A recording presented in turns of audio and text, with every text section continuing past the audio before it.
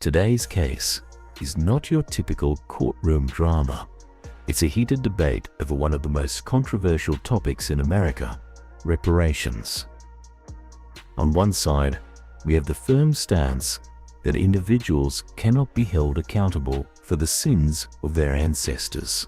On the other, the belief that generational harm demands generational justice. Right away, you'll notice how quickly this conversation escalates. The questions aren't softballs, they're sharp, cutting, and designed to expose contradictions. And as the tension builds, each answer peels back another layer of how history, justice, and fairness collide in real time. So pay close attention, because this isn't just an academic debate, it's a direct challenge to how we define accountability and justice in America today. Hey, my name is Blair. Just got a question for you here. How do you feel about the black community receiving reparations? I'm against that. Yeah. Okay. Well, why so? Well, first of all, what is the black community? So, for example, do you mean like recent immigrants from Haiti or Nigeria? I do not. No. Okay, for sure. So you're meaning like ancestral descendants of slaves. Correct. That could be proven with documentation. Absolutely. Right? Okay. So to be consistent, do you believe that other groups that have been mistreated in America should also receive reparations?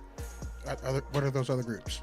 Well, they're not necessarily by America, but let's just take one. Jewish Americans, right? Okay. They almost got eliminated in the Holocaust. Should they receive reparations?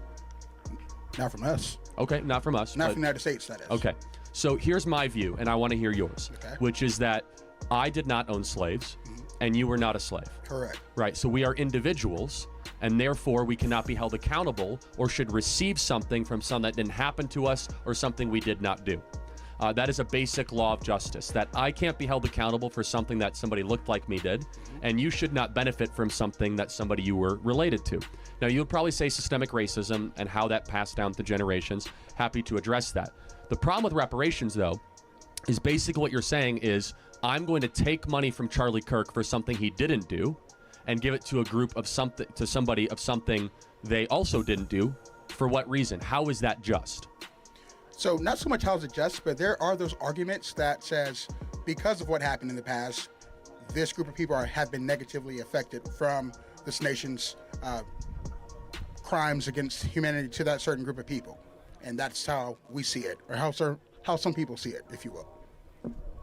Okay, sure. But I will say that even if there is some truth to that, which I wouldn't even be willing to grant very much, because Black America was doing incredibly well before the not incredible. They were pacing to be even richer than white America. Is that we must look through the question of, is it just and moral to take from one group, especially first and second generation immigrants that had nothing to do with this? So think about it. Your tax base would be taxing, like, if anyone here is Irish or Polish and your family came 100 years ago, we would be taxing people that had nothing to do with it. And I'll go a step further.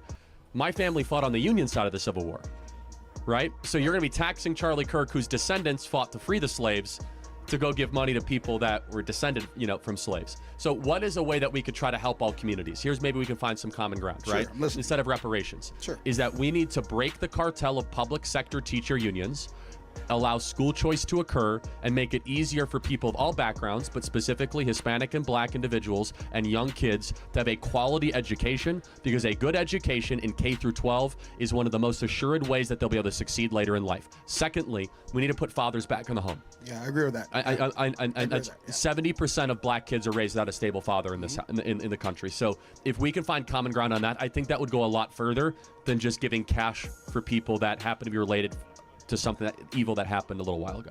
What's going on, man? Doing all right. Welcome to Knoxville. I'm up here for one purpose. My buddy is a friend of yours. He lives up in White Pine, and he wants me to have this discussion with you because me and him had this discussion this weekend. What are your thoughts about reparations for Black people specifically, and like Black Americans specifically? What is your Very much against. Very much against. Can I ask why? Well, first and foremost, I don't believe that we should ever pay monetary damages to people where nothing bad happened to them, just because they are related to a group of people where something bad happened to them. Okay. So because it separates the idea. Let me just finish, and then I'll throw it back to you. Our justice system, when properly understood, is about individuals receiving justice, not tribes or groups receiving justice. Also, I want to state that just because I am a black man, I do not speak for all black people. So I'm just. I like this guy. You should give it up for him. Just want to state that for the record. I'm speaking for myself. So all right. So definitely hear you on that. And even for me, when it comes to reparations, for me personally, I don't believe that it should be a check. I think that reparations can look like many different things, whether it's like investment in institutions, more like better schools, hospitals, all that kind of stuff. So my question to you is like, so since you are against reparations, would you say that we should be would you be for outlawing inherited wealth? Does that make sense? Well, I'm not for outlawing that. And those are two different things. Can I explain my point though? All right. So my point to that is that so what I hear for the argument against reparations is that black people today, obviously we weren't there, for slavery, segregation, all that kind of stuff. So we've done nothing to deserve that, because all the people who should have gotten it, actually not even probably, who should have gotten it, are either long gone or whatever. Now there's still some who are still with us today, but that's a conversation for another day. But my point is that inheritance and inherited wealth is something that the great grandfather, whatever, is passed down. Homeboy who is here today did nothing to deserve that multi-billion-dollar business, but he gets it because of his bloodline. Correct? Is that how it?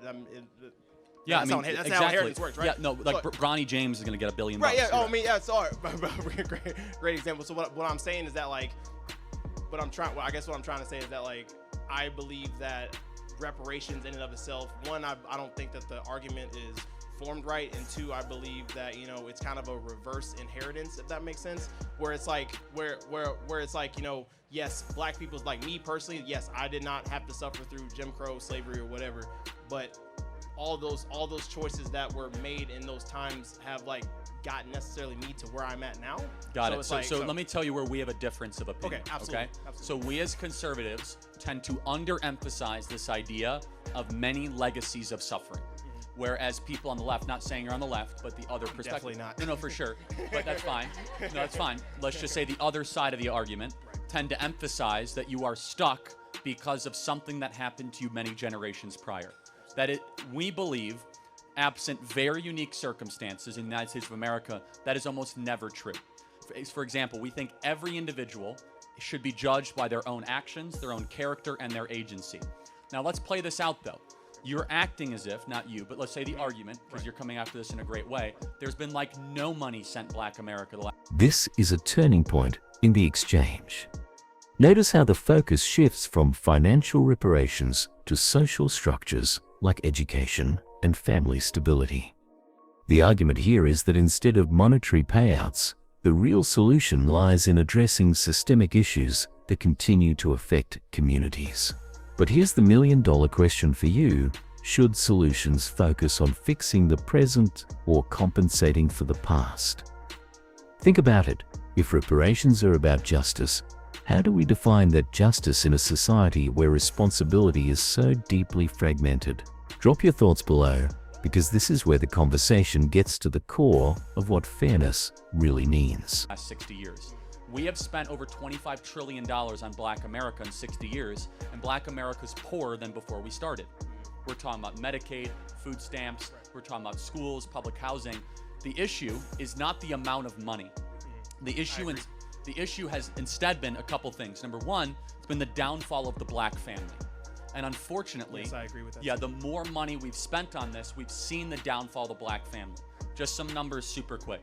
Is that in 1964, right before the passage of the Civil Rights Act, 75% of Black youth had a dad around. Now it's 25%.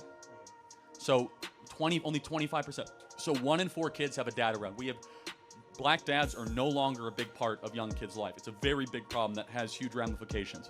Then finally, on the reparations argument, it comes into just more concrete questions. Where do you draw the line? Who defines it? And also, why would you tax, for example, somebody like me? My ancestors fought on the Union side of the Civil War, so I got to go pay more money, even though my ancestors did the right thing. No offense if you guys fought for the Confederacy. That's not trying to, drum up any, it's all good. We're all Americans now. I'm not. Why should I have to then go pay for something that my ancestors did correctly? Finally, it's how do you prove it? This is not your argument, but it's a hilarious contradiction. The very same people who tell you that voter ID is racist want all of a sudden black America to prove that they're the descendants of slaves 7 generations ago. Like, let me go get my paperwork together. I thought it's racist to ask people for their paperwork. Anyway, the whole thing's crazy. But here's the more important thing that I think we can agree on, that we should have a opportunity colorblind compact. We need to have school choice in this country so kids can go to better schools and have more mobility. Number 2, reconstitute the black family. And finally, this is one that you might agree on because you're not a liberal, is that we need to no longer import foreigners that are going to undercut the wages of workers of all races, especially black Americans. I agree. And so what we've done is we imported Nicaraguans and Guatemalans to come take low-wage labor, and we didn't want to pay our own Americans those jobs. So final thoughts on those points.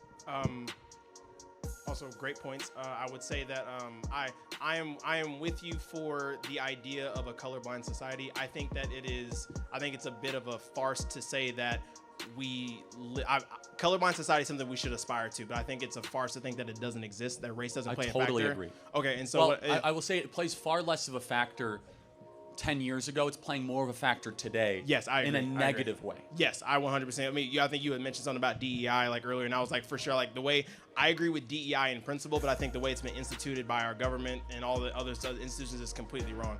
So, because for me, it's not about seeing color; it's how you treat color. Does that make sense? Everyone's going to see color. And yeah, exactly, you're right. Yeah, and so it's an ideal that is admirable, being colorblind. Right. The problem with we were promised with the Civil Rights Act, we were promised a colorblind society. We now have a color-obsessed society. And it's a breakdown of that promise. Instead, the country I grew up in, at least, was like, yeah, you're black, but it doesn't matter. It's not the most important thing. Instead, it's, are you a good person? How do you act? How do you treat other people? Are you a Christian? Like, what is your worldview? I want to get back to that. Of course, we're still going to see differences, but I want to de-emphasize them to a place where we look at each other as fellow human beings and fellow American citizens. Thank you so much, Absolutely, man. Appreciate it. And that wraps up this intense debate. We've heard both sides lay out their cases. One arguing that reparations are unjust because no living person today directly caused or endured slavery. The other pushing back with the idea of systemic disadvantages and legacy harm. What's fascinating is how the discussion evolved, not just about money, but about education, family, immigration, and what a colorblind society really means. At its heart, this case forces us to ask, should history's wounds be healed through cash compensation or through structural reform for the future? If you found this case as shocking and thought-provoking as we did, make sure to hit that like button, share your take in the comments, and subscribe for more jaw-dropping courtroom breakdown.